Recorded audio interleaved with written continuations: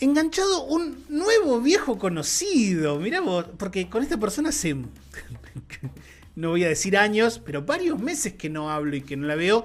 Porque bueno, porque venimos desencontrados. Él estaba con mucho trabajo en los últimos meses de la última Liga Argentina. Muy famoso exactamente además. Y yo no estaba con mucho trabajo por lo mismo. Pero bueno, ha habido jueves que sí hemos salido, otros que no. Bueno, ya nos hemos acomodado. Y ahora sí, de manera consolidada, le puedo dar la re bienvenida al licenciado en psicología Gustavo Mena. Hola Gus, ¿cómo va? Tantos años, diría el modismo. No son años, pero sí son algunos meses, no varios, tampoco no le mentamos a la gente. Hola Javi, ¿cómo andás? Buenas tardes. Sí, después de... Estuvo brava la temporada. Larga, no voy a decir lo que dijo Pomoli porque... Pero fue larga la temporada, y bastante compleja. Bueno, con mucho trabajo, ¿no? Eso está bueno, pero... Fue larga, hubo muchas cosas. Y ahora esta etapa también está buena porque me siento casi como una especie de consultor de los que arman el Grande T. Claro. Porque, che, ¿qué tal es este? ¿Qué tal es aquel? Bueno, ese es, yo creo que si bien en algún momento hemos hablado de esas situaciones, es un muy buen tema que no lo vamos a tratar hoy porque de hecho tenemos otra cuestión de la cual vamos a hablar. Pero digo, es un muy buen tema a tratar porque como tantas cosas que pasan en el mundo del básquetbol, este mundo del básquetbol que va continuamente en desarrollo y descubriendo nuevas actividades, nuevos quehaceres, nuevas fortalezas y también nuevas debilidades. Quizá antes, en este grande T que se hace en el básquetbol argentino entre temporadas, había una cuestión basquetbolística. Había una cuestión física, después empezó a haber también una cuestión humana y ahora hay una cuestión psicológica para tener en cuenta. Sí, y sumale lo de hoy a la mañana de los chicos de 3x3, el tema estadístico también. Sí. Hay muchísima información como para hoy tomar decisiones a la hora de conformar un equipo. Sí, exactamente, y vaya uno a saber en qué punto de esta discusión nos va a encontrar a todos detrás de lo que ocurra.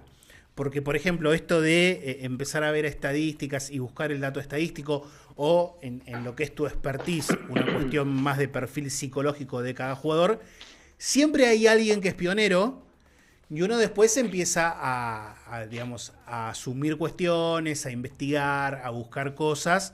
Pero vaya uno a saber para dónde nos va a disparar, porque en una de esas, hoy por hoy, en lo que es un jugador de básquetbol, un entrenador o un equipo de básquetbol como entidad general, hay algo que no estamos contemplando. Sí, evidentemente hay aristas que se van escapando siempre y bueno, en la dinámica del desarrollo de los deportes, el básquet es un deporte que está siempre en crecimiento y me parece que siempre trae una arista más, ¿no? Hay algo más, ¿no? Hay alguna beta de análisis más, alguna cuestión que se puede evolucionar. Está bueno. Es interesante. La verdad que muchas veces le digo a los chicos ahí a leer, escribir, no te voy a poder ver, te voy a ver en la rep o entrar a playback en algún momento porque no hay reuniones, Zoom, preguntas, charlas largas, que aparentemente son cortas, una consultita y son largas. Pero bueno, está bueno, ¿no? Muchas veces la pregunta es ¿cómo ves qué le falta al equipo desde lo mental que ves? A un entrenador te dije, armaste un equipo de Monaguillo, ¿quién se va a enojar en ese equipo? A ver, poneme uno porque si no va a estar complicado. O sea, sabes que hay un Monaguillo asesino, viste, pero no, hay mucha cara de buena gente, entonces ahí necesitamos uno malo ahí. Sí.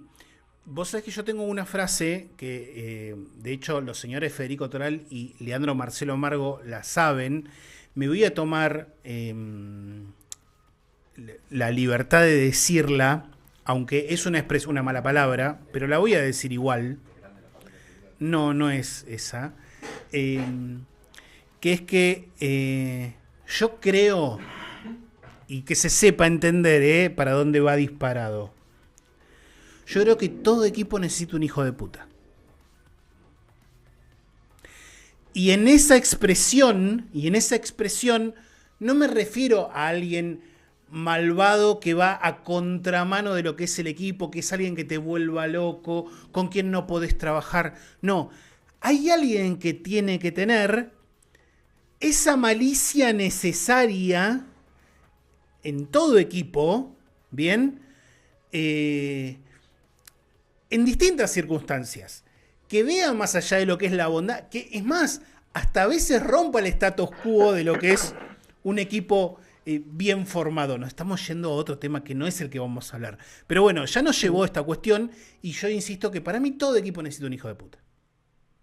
Sí, alguien que sea astuto, que pueda como enojarse, como por a veces ir a hablar con un árbitro, tribunearla un poco, picantearla. Hay un montón de aristas que, bueno, dentro de un equipo uno tiene que haber. Muchos, no, porque, bueno, el equipo termina siendo, bueno, Sí. un lugar de intervención continua y no fluye nunca. Me ha tocado estar en el equipo que, bueno, muy loco todo y muy difícil.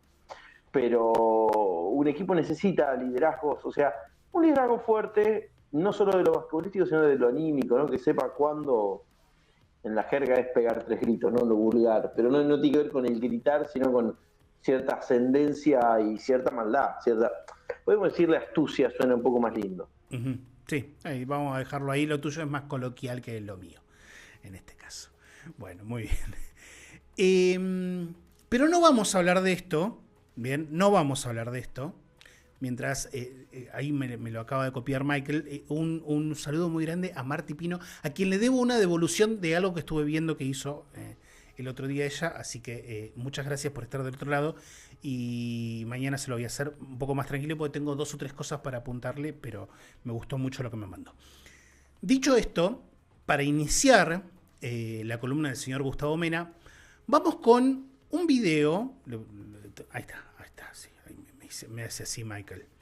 Un video de una charla de hace algunos meses, no sé, varios meses, del señor Sergio Scariolo en Cadena SER de España, cuando todavía no había sido nombrado entrenador del Real Madrid, todavía era seleccionador de España, cargo que al menos por el momento mantiene, y comentarista de Movistar para Liga Endesa. Bueno, 55 segundos de Sergio Scariolo.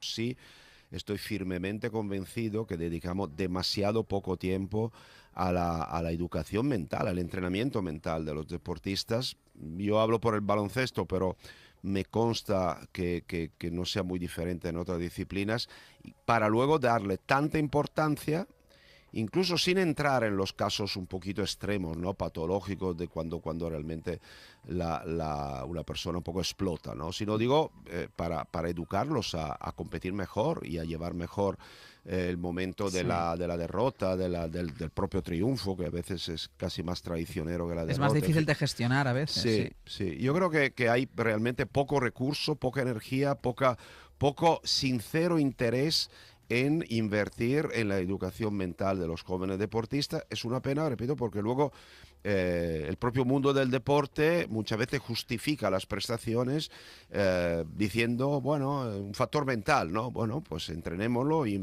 invertamos en el entrenamiento mental. ¿Y tú? Bueno, 55 segundos muy jugosos. Yo suelo iniciar estas charlas, Gus, como es costumbre, con alguna que otra pregunta.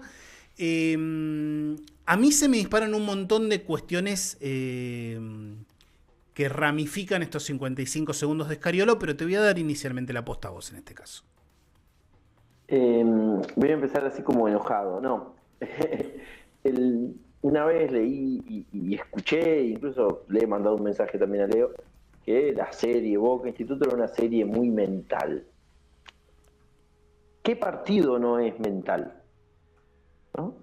O sea, siempre son 4 pilares en una cuestión deportiva, ¿no? Lo físico, lo técnico, lo táctico estratégico y lo mental. O sea, entran en juego estas 4 cosas y van como priorizándose, y habrá momentos en donde, bueno, prioriza uno al otro, pero es fundamental la educación psicológica, emocional, mental del jugador, y empezaría también de los entrenadores, porque ahí, ¿no? En un momento dice, bueno, ¿cómo gestionar los triunfos? ¿Cómo gestionar las derrotas? ¿Cómo gestionar un equipo? Bueno, a veces como dice mi colega y amigo Javi Hernández, ¿no?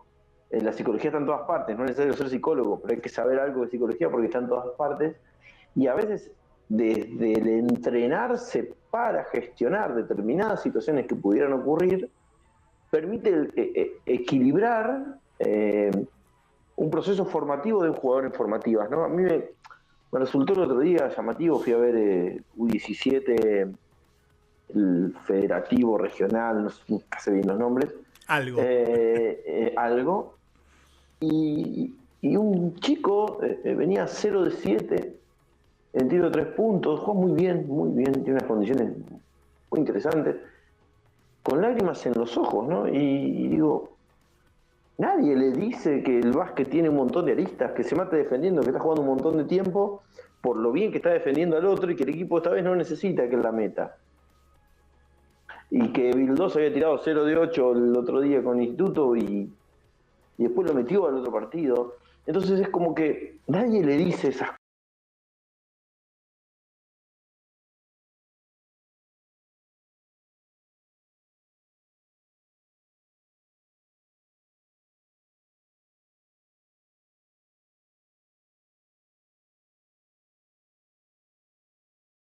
Las manos mágicas de Michael Scott. Todavía no. A ver ahora. Hola, sí. Ahora sí, ahí estamos. Bien. No, decía, ¿no? Esto de nadie ayuda a un chico con 15, 16 años jugando un partido importante a entender cómo salir de esa situación emocional, focalizando en el juego, valorando otra faceta del juego. ¿Qué pasa? Hablaba con el papá de este chico. Le digo, ¿qué le pasó? No, porque... Digo, sí, pero y estaba defendiendo bárbaro. ¿Quién le dice que esto está haciendo muy bien para el equipo? ¿Alguien se lo anda a decírselo? Fíjate.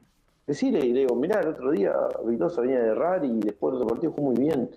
Y es parte de... Pero el jugar bien tiene un montón de facetas. Y creo que tiene que ver con esto, con empezar como a educar desde los adultos que estamos a cargo a estos jóvenes a encontrar el juego mental dentro del juego.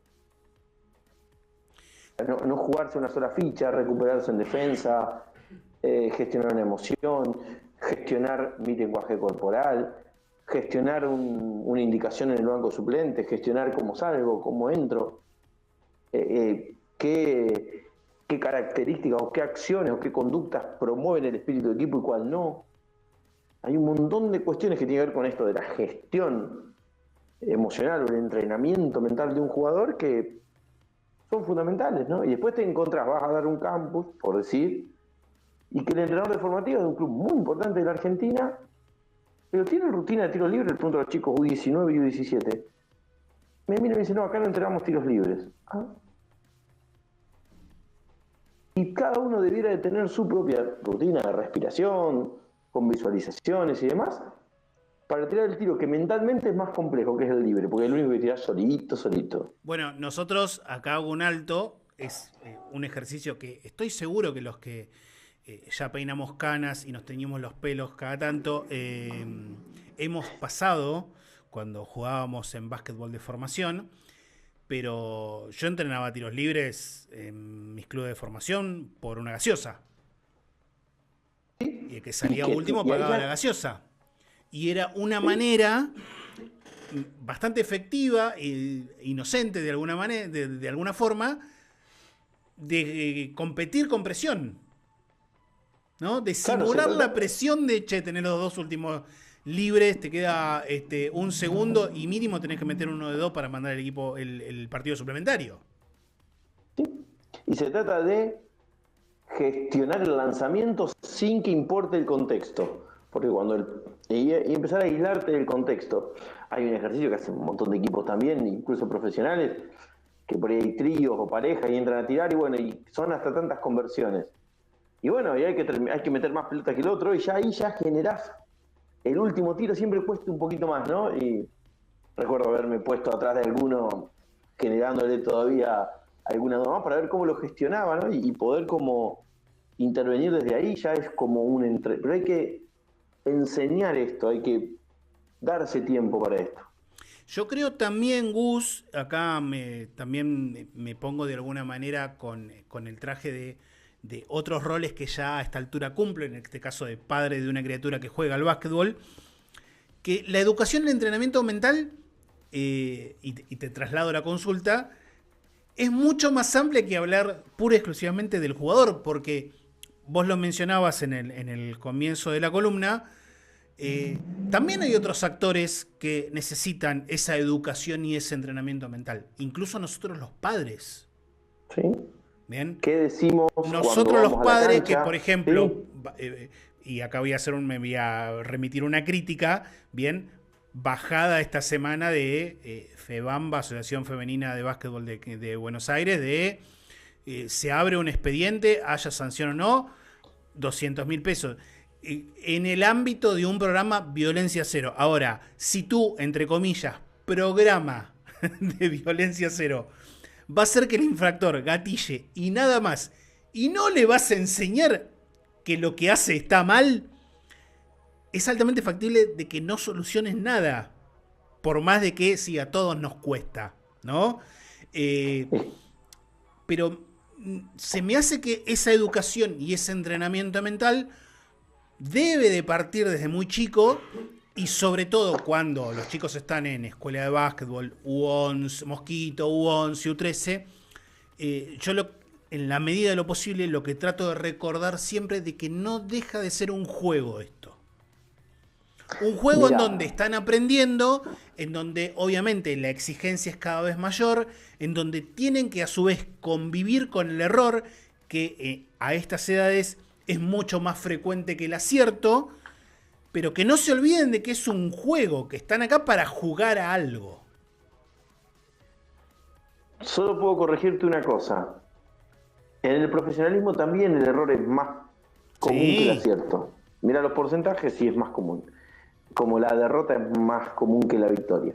Pero voy para acá atrás. De hasta los 13 años, la intervención de la educación mental es sobre los padres y los entrenadores. Desde cómo llegás a la cancha, de qué vamos hablando, desde qué mensaje le damos, desde qué preguntamos cuando terminó, desde qué comentamos del árbitro, del rival, del compañero que jugó bien o jugó mal, de mi hijo, de mi hija. Ya ahí vamos generando maneras buenas o no tan buenas de gestionar qué es lo que pasa en la cancha.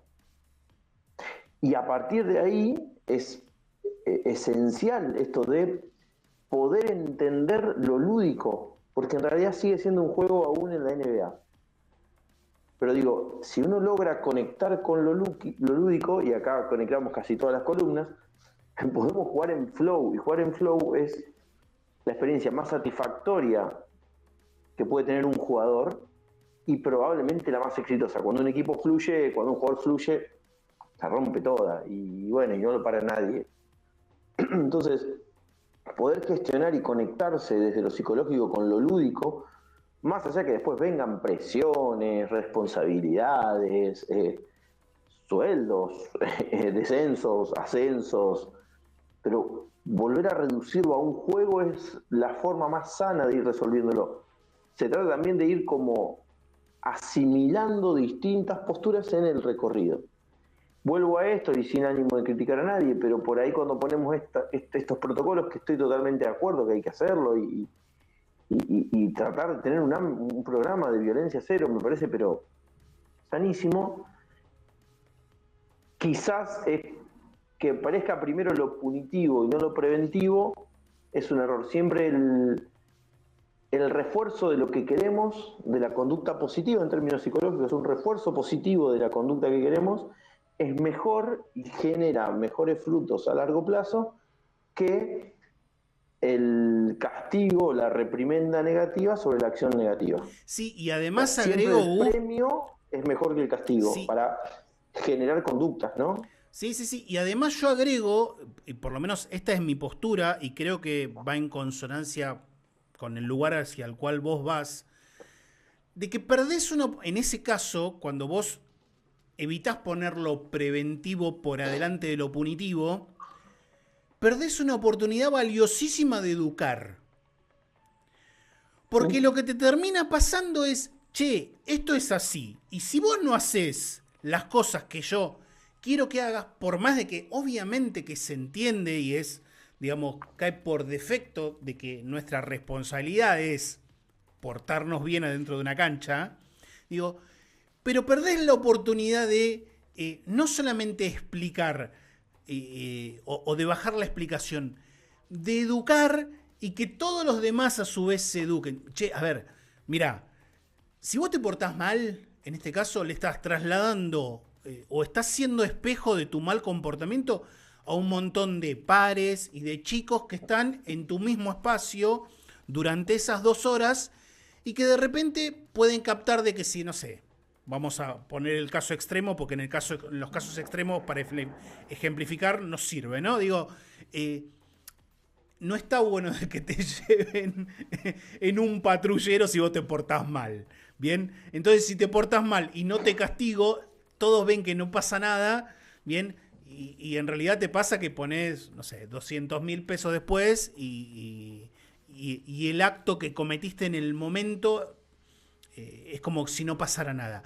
Me parece que también hay una cuestión de que se pierde la oportunidad de...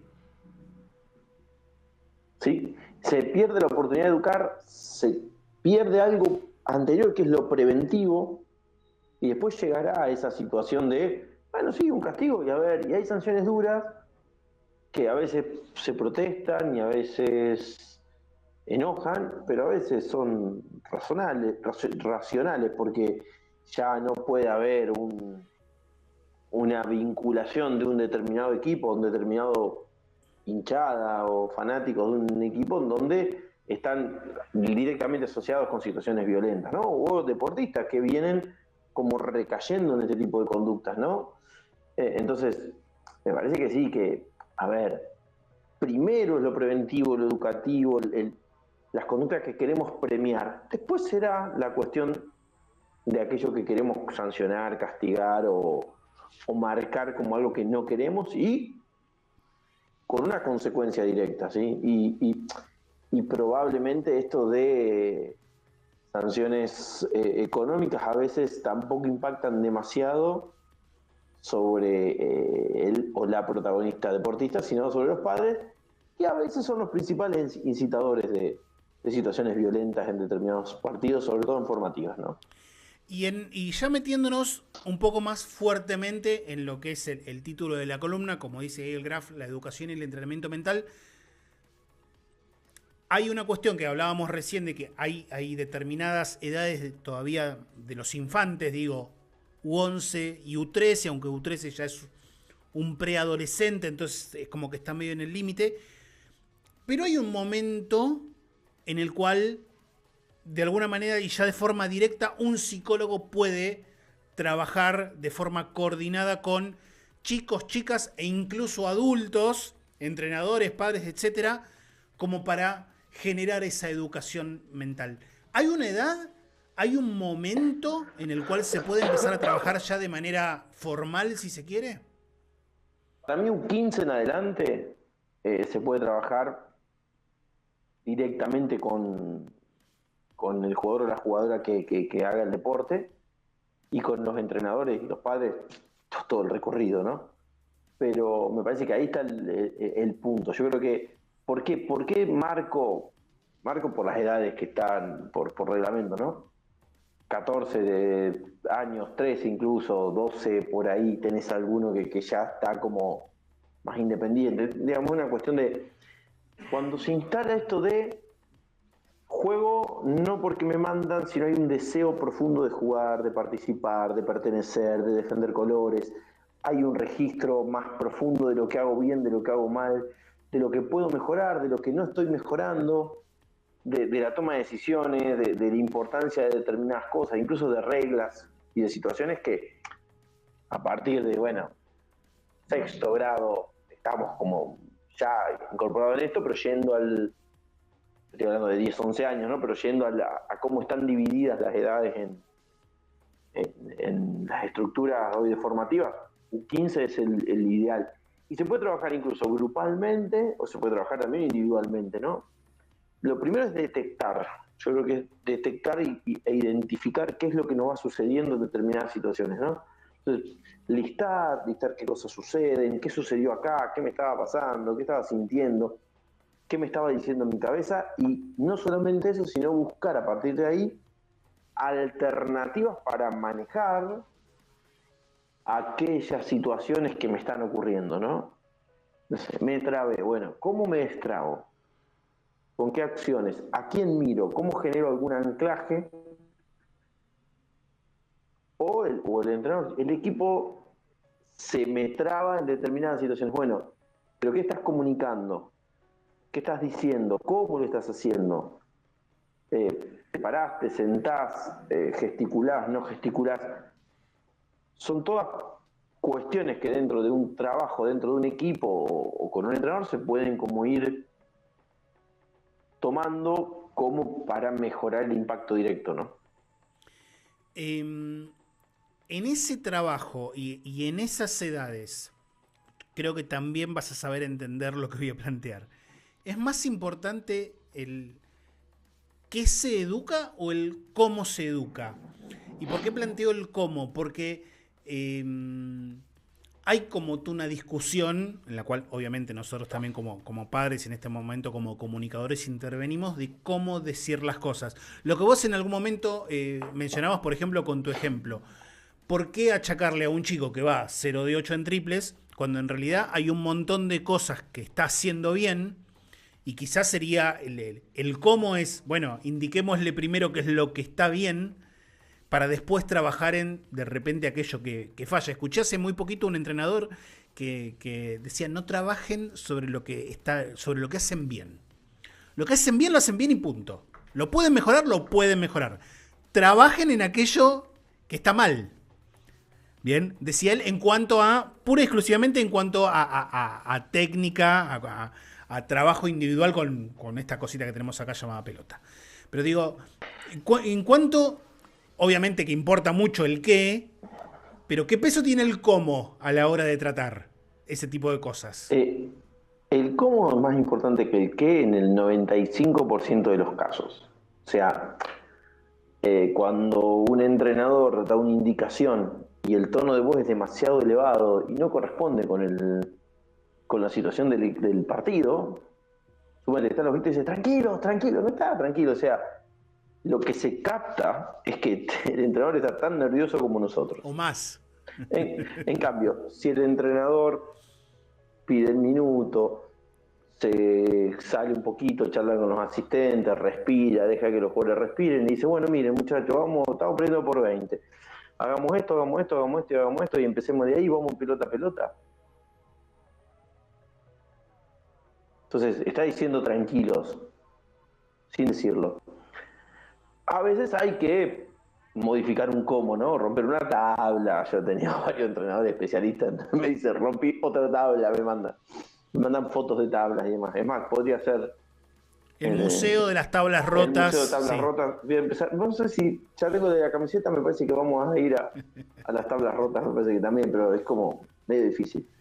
Pero entonces a veces hay que pegar un golpe sobre la mesa, tiene que ver mucho, estoy hablando de profesionalismo, ¿no? Timing, pero me parece que el cómo es mucho más importante que el qué, porque ocurre otra cosa.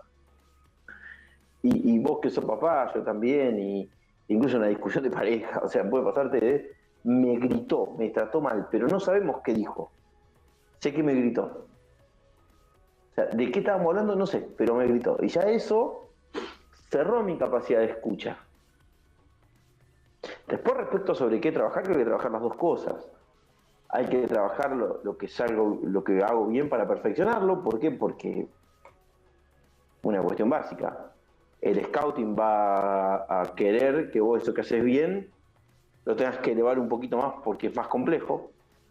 Y lo malo hay que mejorarlo, pero hay que planificar la mejora, no todo junto. Bueno, ya lo hemos hablado más de una vez, ¿no? Pero creo que es el todo. Y en este caso, que te contaba, digo porque el entrenador es amigo, el entrenador no le estaba diciendo nada desde que venía errando.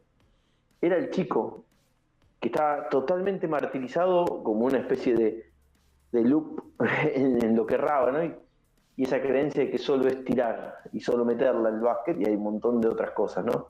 Mal, el equipo ganó los 3 partidos de esa zona ahí, y siguió de ronda y bien, pero me parece que es muy interesante esto, ¿no? En la educación, el marcar muchas veces y el cómo, ¿no? El cómo es fundamental. Incluso, si yo me enojo siempre, eso le decía una vez a un entrenador, basta de los minutos enojados todo el tiempo porque ya no te creen tus enojos. No, porque ahora... Y el que está... Iba a dar el nombre de un entrenador, pero no lo voy a hacer. Bueno, y el que, como están así, bueno, y voy a sacar al que tenga que sacar.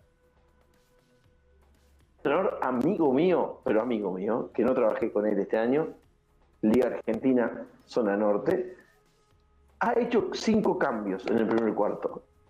Eso, que basquetbolísticamente es casi un sacrilegio, psicológicamente a veces es un buen shock para los jugadores, porque si él pide el tiempo y los reta y vuelven los 5 a la cancha, es como que sí, pero no. Sí, yo creo que, por ejemplo, el tema de los gritos, digamos, es como todo. Es como, a ver, si yo me pongo a correr al lado, me pongo a correr una cancha completa y hago los 28 metros, va a venir alguien y me va a decir, y flaco, vos sos muy lento, si te agarra Facundo Campazzo, en velocidad te pasa por encima. Primero, yo no soy parámetro de nada porque ya tengo 48 años y tengo muchos más kilos de más de sobrepeso, ¿bien? Y además estoy poniendo... Mi vara no puede ser nunca Facundo Campazzo, uno de los jugadores más rápidos del planeta. Pero por lo que veo está muy bien ese equipo de básquet. Yo vi unos movimientos de Colecos hace un tiempo. A veces, no siempre. Muy buen poste bajo. Sí. Claro. Escolado Samba me acotan acá, es verdad. Bien. Pero digo, hay entrenadores que de repente el grito... Voy a decir uno que ya obviamente no está. Bobby Knight. Yo no recuerdo un minuto de Bobby Knight en la Universidad de Indiana, tipo, tranquilo. Pero son elegidos Selko Obradović, ¿no? Digo, pensé lo mismo. Claro, son elegidos. Nunca puede ser el parámetro Selko Obradović, porque Selko Obradović tiene una espalda como quizá ningún entrenador del planeta. Es decir, puede gritar de acá hasta que se retire. Si te tiene que borrar, te borra. También, si te tiene que borrar, te limpia y no mamá. Exactamente. Y si te tiene que felicitar cuando terminen, también lo hace. Digo, pero ese tipo de ejemplos, en este caso, me parece que no califican porque son las excepciones que confirman la regla, en todo caso. Son fuera de serie en lo suyo y tienen una espalda, obviamente, para aguantar cualquier cosa. Dicho esto, igual comparto lo que decís. Si me gritás en el primer minuto, en el segundo minuto, en el tercer minuto, y encima, después de 5 veces que me gritás, y te estoy haciendo caso, vamos 25 puntos abajo, es como que ya no te creo demasiado. Y no, y lo que hacemos no está dando resultados y no tenés plan B, ni C, ni W. Pero ya hay una cuestión, se juega la credibilidad. Pero sí me parece que el cómo es fundamental, ¿no? Incluso transmite un montón de cosas, ¿no? Los lenguajes corporales y demás es para hacerse como un festín psicológico de las posturas de determinados entrenadores, de formativas y de profesionalismo, y cómo eso transmite muchas veces el registro psicológico o mental del equipo. La columna dice la educación y el entrenamiento mental. ¿Se puede reeducar mentalmente? Sí, si no, tengo que dejar el título acá y me tengo que dedicar a pero digo, sí. y ahí va la segunda parte de la pregunta. ¿Es más difícil educar o es más difícil reeducar? Entiendo que lo segundo. Reeducar, ¿por qué? Me ha pasado con jugadores muy ganadores a los cuales uno le admira su carrera porque le gusta el básquet y por ahí no terminamos de afianzar un vínculo todavía terapéutico o de trabajo, digamos, una alianza de trabajo. Y por ahí vos le decís algo y me dice, pero a mí siempre me funcionó de esta manera, ¿no? No sé, pensar el partido, por ejemplo, si jugamos a la noche y empezamos a tener algunos problemas de activación en el inicio del juego, me siento como cansado. Esto es caso real. Digo, bueno, Pero porque ¿cuándo empezás a pensar en el partido? La noche anterior. No, error, jugaste el partido de noche. Por eso llegás cansado a las 9 de la noche, hora de inicio del partido. El partido empezarlo a jugar 10 de la mañana, o si podés, después de la siesta, mejor. Pero a mí siempre me funcionó de noche. Sí, bueno, pero la presión no es la misma. Bueno, y hay que empezar a convencerlo al fulano que ganó todo, o casi todo, que si piensa en el partido a las 4 de la tarde tomando unos mates, va a rendir mejor que pensarlo a las 8 de la noche del día anterior. Porque va a estar durmiendo jugando el partido. Sí, mentalmente exhausto, entonces, ¿no? Mentalmente agotado.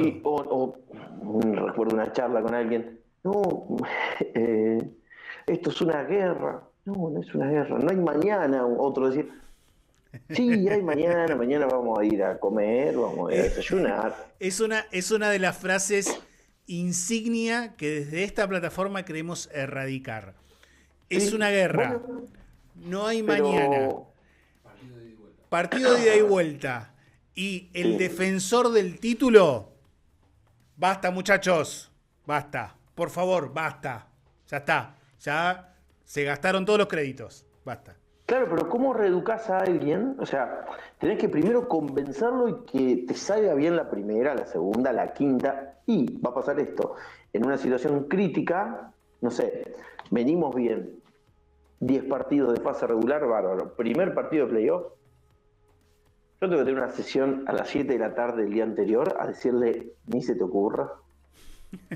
Hace esto, andate al cine. Andate a caminar por Puerto Madero, este año. Sí, y además tenés otra contra, que es que vamos a suponer que esa persona, quien sea, no viene al caso, o un hipotético, cambia esa conducta. ¿Bien? Y le resulta bien un partido, le resulta bien otro partido, y al tercer partido pierde. Pero yo esto antes hacía y he estado 15 partidos invicto. Y ahora lo hice con vos y al tercer partido ya pierdo. No, y capaz de perdiste porque el rival era mejor y punto, ya está, le das la mano y se terminó. Ahí el psicólogo le tiene que decir, pero ¿cómo te sentiste? ¿Te sentiste activado? ¿Te sentiste pesado? O sea, por eso tiene que ver mucho el registrar. ¿Sentiste que ya había jugado el partido? ¿O sentiste que estaba fresco para jugarlo? Entonces, es como el registrar. Y a veces yo aviso, mira, esto que yo te estoy diciendo, y seguramente vienen a veces muy contentos a la segunda, a la tercera entrevista. Che, funcionó bueno. Ahora va a empezar a funcionar, pero en algún momento va a dejar de funcionar. Entonces tenemos que perfeccionarlo, no abandonarlo. Pero yo lo aviso, porque si no, claro, no funcionó una, ya está, lo desechamos. Y en realidad tiene que ver, bueno, y eso tiene que ver con entrenar lo mental, de decir, bueno, registrar, identificar es fundamental y después buscar como estrategias, ¿no? Puntuales para poder como ir sorteando aquellas cosas que me suelen suceder. Yo creo que el gran tema de la gestión es la gestión de la frustración. El poder aprender a no tenerle miedo a la frustración, identificarla y saber gestionarla y seguir jugando aún cuando esta sensación esté como invadiéndonos, es como lo que da un plus. Y la otra cosa, que cada vez más, y esta notala y la dejamos ahí, y quizás habría que ver con algún otro colega que trabaje más una cuestión de neurociencias, es la cuestión de la focalización de la atención. Cada vez va a costar más, cada vez vamos a ver jugadores mucho más distraídos, que les cueste más no acatar una regla en el sentido de la obediencia, sino seguir una regla durante varias jugadas seguidas. Vamos a ver más distracciones, más errores, más cuestiones mentales que tienen que ver con la concentración. Bueno, ahí vos conocerás algún profesional más que yo, así que me lo vas a apuntar. Me parece un tema muy interesante, del cual no vamos a hacer nunca acá, por lo menos en estas columnas, vamos a hacer nombres propios, pero que son cosas que se ven. Muchísimo. Sí, en el caso de un observador ocasional, quizá no, pero quienes tenemos la fortuna de ver básquetbol hace mucho tiempo, Lo vemos hasta en acciones críticas. Bien, acciones que deciden un partido. ¿Por qué perdiste el partido? Porque tal se perdió. No, o no siguió la regla, o lo que es aún peor, que no siga la regla defensiva, hasta sería lo menos importante. No siguió el que tenía que marcar, porque se perdió. Se olvidó la jugada. A mí me ha pasado ver que dibujaron la jugada todo perfecto, si la entendieron, 1, 2, 3, sí, la hicieron. Voy a poner un ejemplo de otro deporte.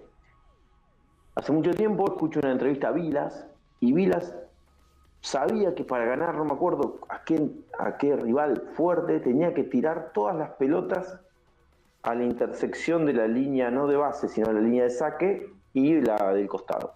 A la T. Si la pelota iba ahí, sí, pero del costado, no la del centro. Sí. Si la pelota iba ahí, no sé cómo le quedaba a él, y él en la otra lo reventaba el tipo. Ganó el partido tirando 86 millones de veces ahí. Campana, Chapó. si tenía que hacer 80 veces la misma penetración, o ese dribbling con stop, y ese tiro en jab, lo hacía 86 veces. Milanesio, Cortijo, Manu, Pepe, los grandes hacían, pero no se perdían casi nunca. Había una lectura y un nivel de concentración y de foco mental tremendamente.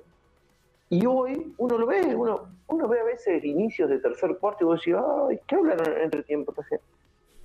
O se fue, se perdió.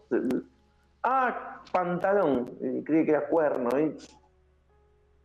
Y tiene que ver mucho con esto. Y a veces, en las cuestiones, en las consultas que a veces algún entrenador me hace, che, ¿qué tal es tal? Mira, y mentalmente a veces digo, tenés que trabajar la concentración porque a veces se pega un viaje a Disneylandia y no sé dónde está. Que asumo, esto sin saber absolutamente nada del paño, pero esa clase de jugadores que de repente mantienen la concentración, no se pierden y se aferran mucho al plan de juego, son muy necesarios para aquellos equipos quizá con un presupuesto menor.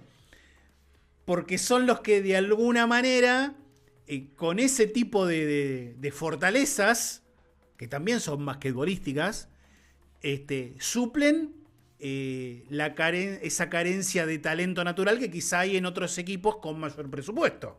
Entonces yo digo, che, a ver, traeme a este que la verdad no se pierde. Es un relojito. Va a la guerra con vos con un cuchillo, bien, y te cumple a rajatabla ese plan de juego. Bueno, eso se entrena. Y te explico cómo. A veces, en esto de entrenarte mental, tiene que ver mucho, por ejemplo, un eje para laburar es el autoconocimiento. Entonces, cuando vos conocés virtudes, limitaciones, cuestiones que salen fácil y cuestiones que no, cuando vos ves que, che, no puedo hacer esto, pero voy a jugar si me disciplino en esto, son jugadores que son disciplinados. Entonces, al ser disciplinados tácticamente, me decía un entrenador, fíjate tal, dice, qué gran defensor, y no es de los mejores, no tienen ese rótulo de mejor defensor, está siempre entre la pelota y el aro. Está siempre bien ubicado. Y lo ves, y sí, y va mágicamente, agarra tanto rebote. No, lo va a buscar, está metido, y es alguien que, no sé, no lo van a venir a llamar de la selección, pero, o de la NBA, pero va a ser años de liga, pero tranquilamente, ¿no?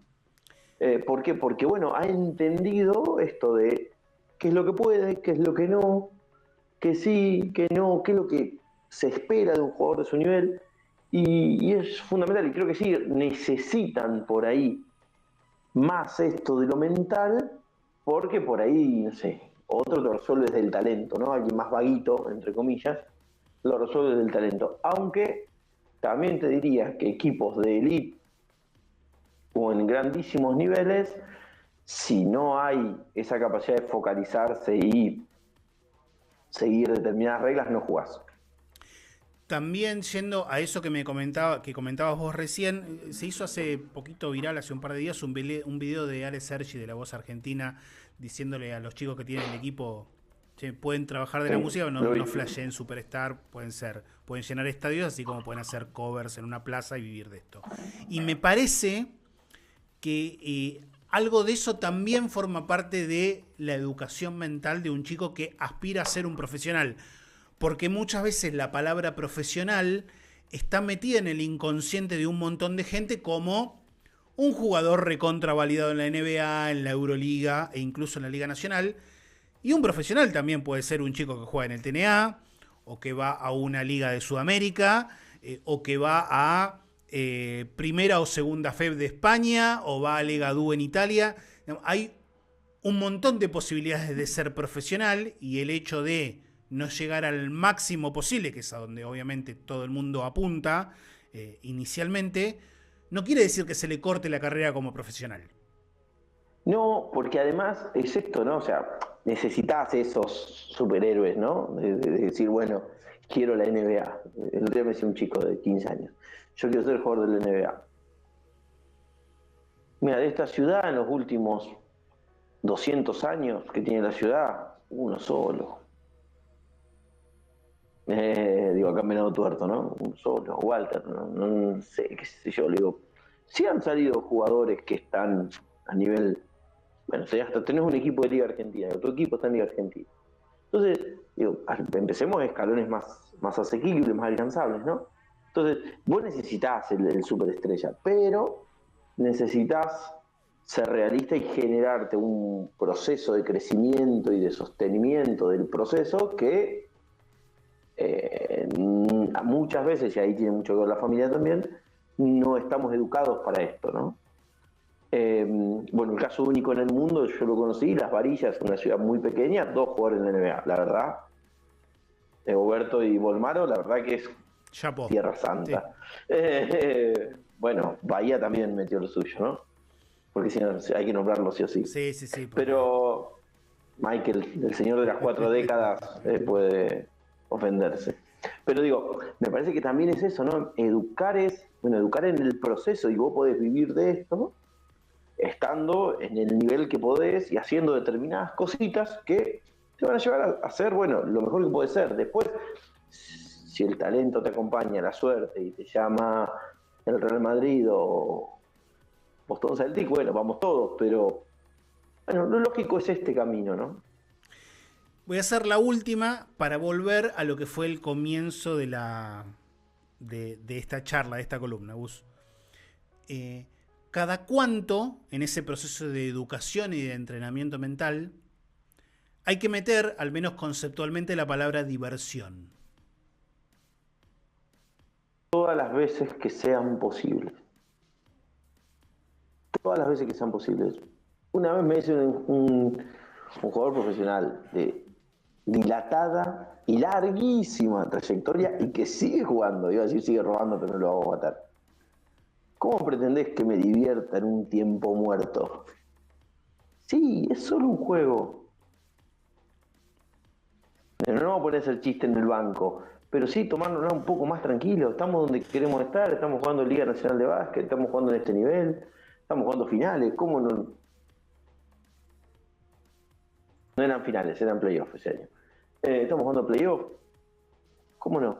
Bueno, hay una parte de diversión que desde el vamos hay un montón de gente, por más de que uno incluso hasta no sea profesional, que te va a ver a vos jugar. ¿Sí? Y se va a divertir. Sí. Digo, pero, como divertir, pasarla bien, distraerse. Yo creo que incluso, dentro del ítem diversión metemos un montón de cuestiones que están alrededor, ¿no? Me va a matar un amigo, pero no creo que no está en el país, no me va a ver. ¿No fue divertido el triple aro del Escano? Sí. Para el neutral fue divertidísimo. Toda esa épica de cierre, bueno, más de uno haber tenido mucho trabajo, pero... ¿O no fue divertida los 7 juegos de Instituto Boca? ¿No fue una serie divertida para ver? Sí, a mí por momentos me resultó insoportable, pero por otras cuestiones. A mí me divirtió. A mí incluso las otras cuestiones me divertían. Me reí mucho, pero en lectura fue muy interesante. Es como que hubo algunas cosas que me parece que resultaron buenas y hasta te diría necesarias, que tiene que ver con lo lúdico. Y muchas veces, y a ver si con nombre, ¿no? El irresponsable de Escala metiéndose triple es porque él se estaba divirtiendo. Lo tira como en el patio de la casa. Listo, o sea, presión, séptimo juego, último minuto, mal tirado, o sea... Yo coincido con vos de que el triple no está del todo bien tirado. Yo creo que sí, y es mucho mérito. Tiene mucho mérito, pero además tiene mucho mérito de algo que hace mucho hemos hablado, y ya para ir cerrando, que es que pudo deshacerse, no solamente en esa jugada, creo que a lo largo de la carrera de Santiago Escala ha pasado esto, pudo deshacerse de esa cuestión de pensar. Sí. Y se pudo hacer para bien, en este caso, para bien de Boca y de los equipos en los que ha jugado, Instituto, San Lorenzo, Argentino Junín, bueno, un montón, de ejecutar. Sí. Bien, de esa cuestión de, che, vos pensás demasiado y el pensar demasiado en este bendito deporte te lleva al error. Bueno, él ha ejecutado, le ha salido por demás bien, ¿no? Si él piensa contexto, todo se guarda la pelota, sigue la jugada y a lo mejor termina haciendo algo muy forzado. Bueno, la contracara, total, me venía a buscar. Y Ibargüen piensa demasiado cuando se encuentra solo en esa pelota. Ahí está la diferencia, ¿no? Por eso tiene que ver con lo divertido. Lo divertido de Escala es tomar ese tiro. Lo tira. Sí, lo tira. ¿Son de él? Sí, son de él. Punto. Bien, ahí tenemos 3 o 4 reels para redes sociales. Este es el último de recién. Me va a hacer pegar. Estamos lejos, total. No, el Ibargüen no, por favor, un animal, ¿eh? No, para nada. No, cuidamos. Es meramente desde el punto de vista profesional el análisis. Bien, perfecto. Gracias, Hugo. Nos vemos la próxima. Javi, nos vemos, un gusto. Saluda a Leo y si hay alguien más por el estudio, como la señorita Ison, también. Están todos acá, algunos con medicación. Yo estoy al límite, no se notó, pero estoy al límite también. Voy a cuidarme porque tosí un par de veces, pero... O vos a la distancia o alguien aquí me contagia. Abrazo grande. Sí. Nos vemos. Saludos. El licenciado en psicología, Gustavo Mena, ha pasado con la educación y el entrenamiento mental. Ahí como ven en el graph,